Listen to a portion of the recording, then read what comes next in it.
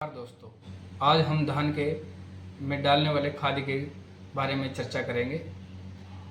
आप अपनी धान की रुपाई के बाद जो बेसल डोज है वो 0 दिन पे, फिर 21 दिन पे और 42 दिन के अंदर अंदर आप अपनी खाद की मात्रा को पूर्ण करें, जिससे कि आपकी धान की फसल बहुत ही बम्पर पैदावार देगी।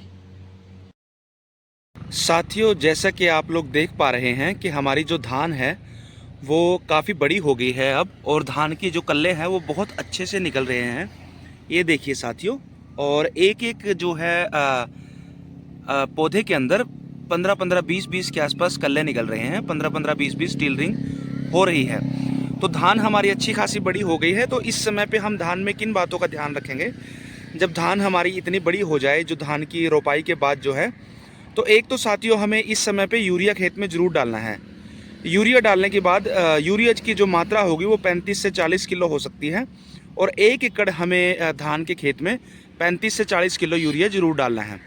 दूसरा साथियों, हम इस बात का ध्यान रखेंगे कि जिंक सल्फेट हमें इसमें डालना है। अगर आपने जिंक सल्फेट खेत की तैयारी के समय पर डाल दिया है तब तो बहुत अच्छी बात है। अगर उस समय पे आप खेत की तैयारी के समय पे जिंक सल्फेट नहीं डाल पाए तो इस समय पे आपको खेत में जिंक सल्फेट डालना है, जिसकी मात्रा 10 से 12 किलो साथियों हो सकती है। ध्यान रखने वाली बात ये है साथियों, एक विशेष बात का ध्यान रखना है किसान भाइयों को कि ये देखिए, जैसे हम आपको दिखा देते हैं कि रोपाई के तुरंत बाद किसान साथी खेत में जो है जिंक सल्फेट डालना भूल जाते हैं। तो ऐसी सूरत में अगर आप जिंक सल्फेट रोपाई के बाद डालना भूल गए या खेत की तैयारी के समय पे डालना भूल गए, तो आप उसको खेत में डाल सकते हैं जब आपकी जो रोपाई है, जो आपकी जो धान है वो 20 से 25 या 25-30 दिनों की हो जाए, उस समय पे आप खेत में जिंक सल्फेट डाल सकते हैं। एक विशेष बात का और हमारे किसान भाई ध्यान रख सकते हैं कि इस समय जब हमारी धान जो है वो 30 से 35 दिनों के आसपास की हो जाती है, तो उस समय पे खेत में जो है खरपतवारों की संख्या बढ़ने लग जाती है। खरपतवार आने का जो है वो खतरा किसान भाइयों को सताने लगता है। तो ऐसे में किसान भाई जो है खेत में खरपतवार नाशी भी डाल सकते हैं।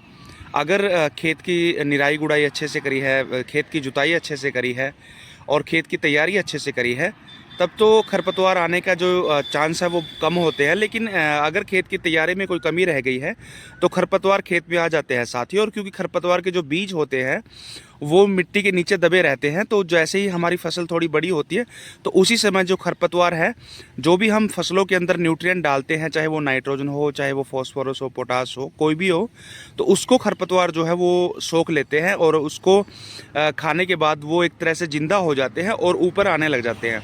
तो इस समय पे खरपतवार हमारे जो है वो फसलों को बहुत नुकसान करते हैं। तो ऐसे में किसान साथी खेत में खरपतवार नाशी का इस्तेमाल कर सकते हैं। और एक साथियों, इस समय पे खेत में रोपाई के 20 से 25 दिनों के बाद सुंडी का भी बहुत प्रकोप होता है। तो साथियों, किसान साथियों, सुंडी से बचने के लिए आप जो है कोई अच्छी सी कीटनाशी भी इस्तेमाल कर सकते हैं। तो ऐसे में आप देख सकते हैं, चेक कर सकते हैं अपनी फसलों को कि अगर आपको लगता है कि आपके खेत में कोई सुंडी का प्रकोप हो रहा है तो आप वहाँ पे कोई कीटनाशी इस्तेमाल कर सकते हैं। क्योंकि जो सुंडी का प्रकोप होता है वो 20 से 25 दिनों की धान की रोपाई के बाद ही स्टार्ट होता है।